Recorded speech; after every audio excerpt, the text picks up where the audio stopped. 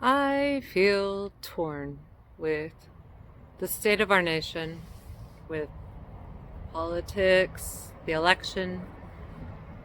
So, every 4 years when this comes up and I have to decide who am I going to vote for, never really happy with the choices.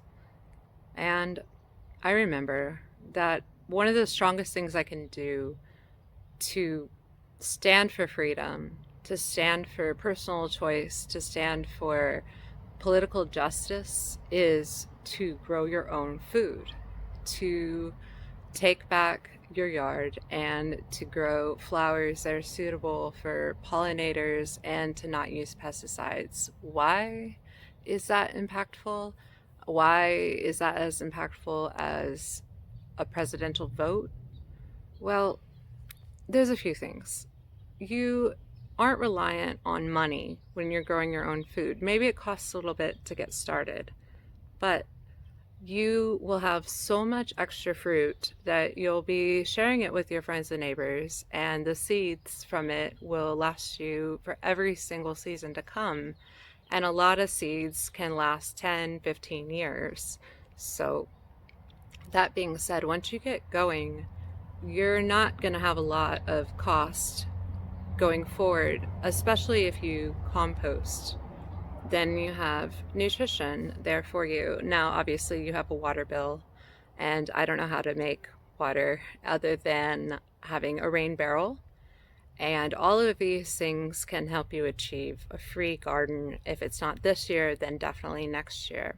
So, these small investments you make into your garden entail a commitment to your personal choice of nutrition.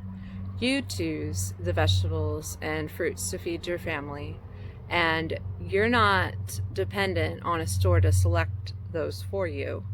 And when you harvest something when it's ripe and fresh and still on the plant, then it has 100% nutritional value.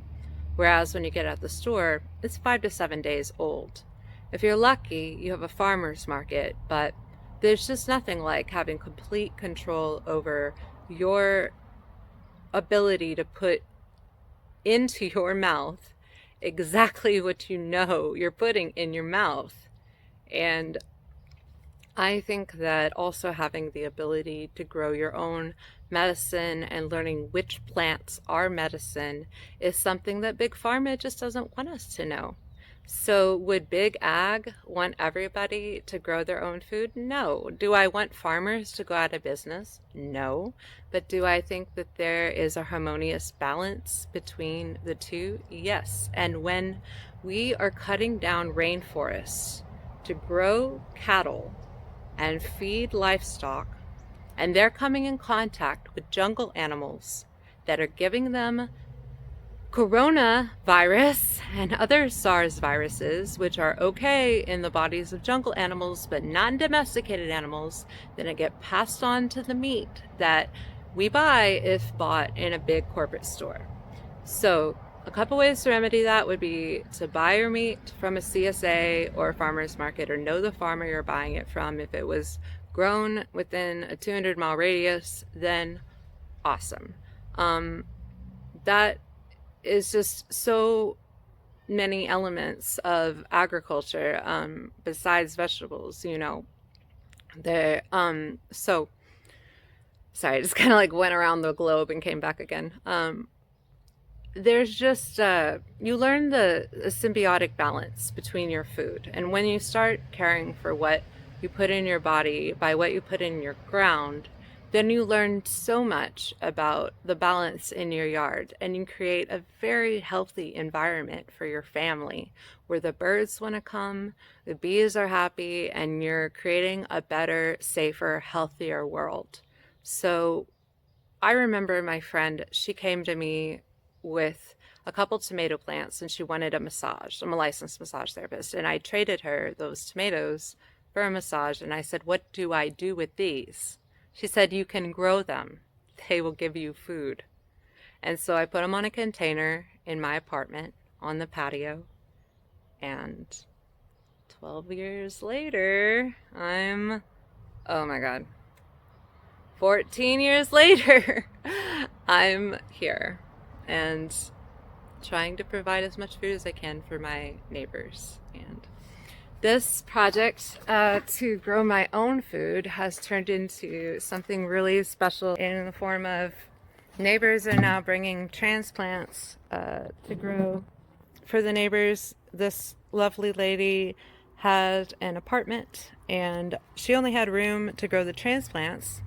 Well, I have the room to grow the plants, and so I'll be sharing a lot of these vegetables with her and my neighbors, and whatever transplants I can't grow, I'm going to give away, as well as provide these gardening videos on how to grow things. So that's been my journey. And by the way, you're super into ladybugs.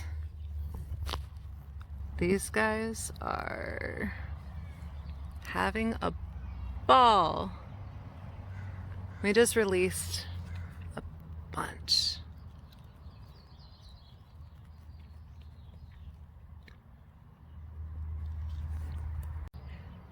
And so, gardening can lead you to meet people that you would never communicate with otherwise and build strong neighborhood networks. And the more we rely on each other, the less we rely on big systems.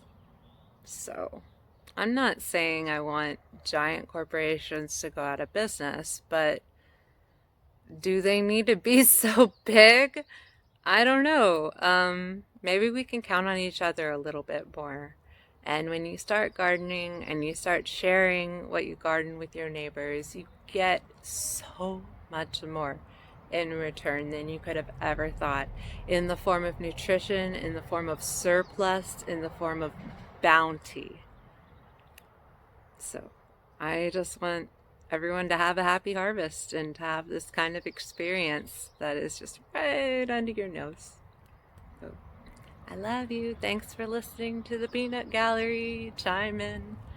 What do I know? I'm just a brain injury survivor with like maybe 3 or 4 cat lives left. I don't know. I'm here for a reason.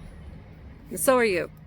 And so whatever you feel inspired to say, you're trying to say it for the good, then share your opinion, because being quiet because you're afraid of what somebody else is going to think politically is not good for us.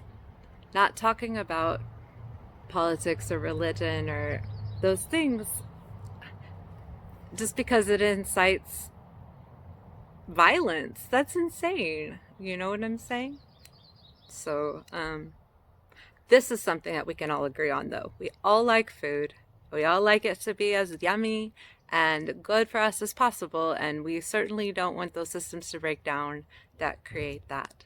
So when you garden, you fight the system and you create your own, a really, really beautiful one. Okay, I'm out.